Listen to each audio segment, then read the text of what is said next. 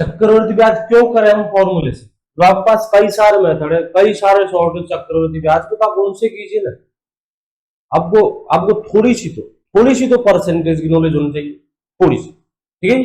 चक्रवृद्धि ब्याज जैसा आप जानते हो ब्याज का ब्याज होता है, तो बस ब्याज निकालिए और फिर उस ब्याज का भी ब्याज निकालिए। देखिए कैसे, मुझे निकालना है 4000 का 10% की दर से चक्रवृद्धि ब्याज 3 वर्षों का, ठीक है। दर आपकी है 10%, दर है आपकी 10%। तो फिर भाई इस 4000 का 10% 400, बस इतनी सी धाक होनी चाहिए आपको कि आप परसेंट जल्दी निकाल पाओ। 4000 का 10% 400 होता है, तो मेरे भाई ये तो पहले साल का ब्याज है।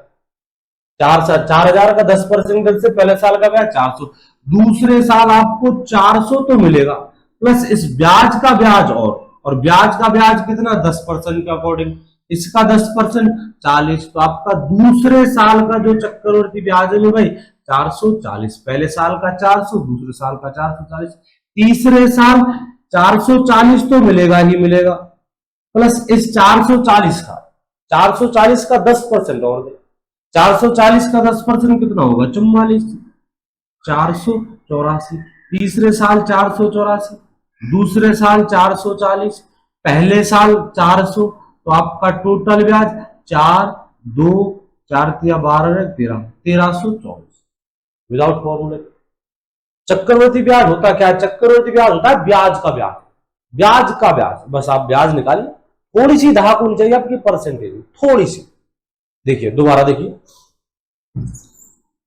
मूलधन आपका 4000, आपको देना है 10% की दर से 3 साल चक्रवृद्धि ब्याज देना है, तो पहले साल इस 4000 का 10%, पहले साल, और इस 4000 का 10% होता है 400, बस इतना सा होना चाहिए। आपकी जो छोटी मोटी कैलकुलेशन 10%, 20%, 5%, ये जल्दी निकालना आना चाहिए आपको, ठीक है। और जो भाई नहीं जानता कोई टेंशन नहीं, आप जिस राशि का 10% निकाल लो, एक जीरो हटा दीजिए, 10%, 2 जीरो हटाएंगे, 1%, 50% का मतलब आधा होता है, 25% का मतलब उसका भी आधा होता है, कोई बड़ी बात नहीं है। पहले साल ब्याज कितना आएगा 400, तो पहले साल ब्याज आएगा मेरे भाई 400, 4000 का 10%, दूसरे साल 400 मिलेंगे आपको बिल्कुल, प्लस इस 400 का 10% और दे, और इस 400 का 10% 40, तो टोटल ब्याज 440, तीसरे साल 440 तो मिलेंगे आपको, 440 तो मिलेंगे, प्लस इस 440 का 10% और 440 का 10% कितना बनता है मेरे भाई 44, एक जीरो हटा। अच्छा 10% क्यों? क्योंकि आपकी दर 10% थी इसलिए 10%, 44, तो तीसरे साल आपका ब्याज होगा 484, तीसरे साल, दूसरे साल, पहले साल, टोटल ब्याज तीसरे साल का, दूसरे साल का और पहले साल का, तो टोटल चक्रवृद्धि ब्याज आएगा आपका 1324, सिंपल है। और देखिए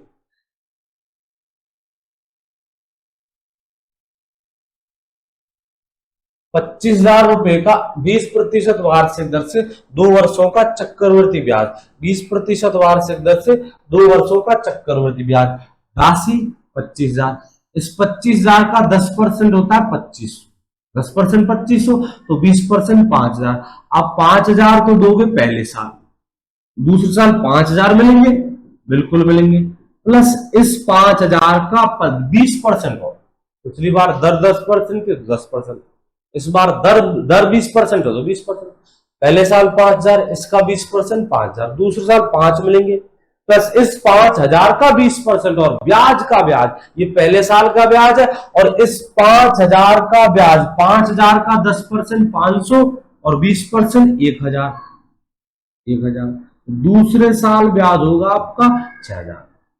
चक्रवृद्धि ब्याज होता क्या? ब्याज का ब्याज, 5,000 मिलेंगे, बिल्कुल मिलेंगे, प्लस ये 1,000 रुपए किसका है? इस 5,000 का ब्याज है, ये 5,000 खुद एक ब्याज है पहले साल का, इस 5,000 का भी ब्याज 1,000, तो दूसरे साल आपका टोटल ब्याज आएगा 6,000, पहले साल 5,000, दूसरे साल 6,000, आपका 2 वर्षों का, दूसरे साल ये, पहले साल ये, 2 वर्षों का चक्रवृद्धि ब्याज 11,000।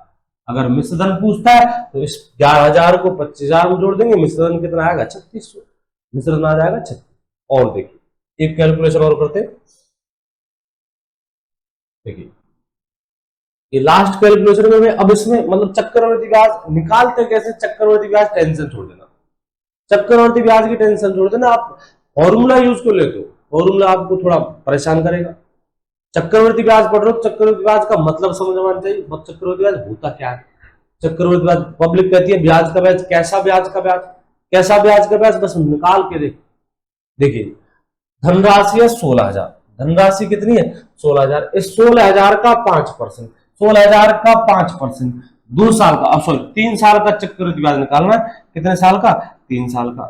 16,000 का 10% होता है 1,600 और 5% होता है 800। तो पहले साल आपको ब्याज देना पड़ेगा 800, ये पहले साल का ब्याज है।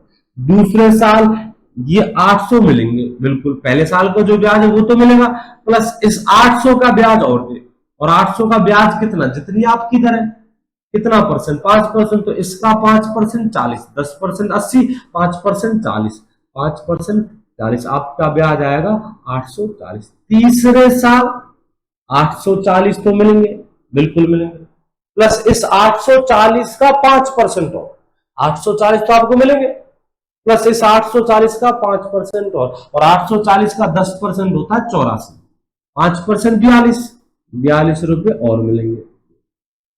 तीसरे साल का ब्याज 882, दूसरे का 840, पहले साल का 800, तीनों सालों का कुल ब्याज तो 840 और 800, तीनों सालों का ब्याज जोड़ देंगे, 2, 8 और 4 12, 8 के 24 और 25, तीसरे साल, सॉरी तीनों सालों का कुल ब्याज आपका बनेगा 2522।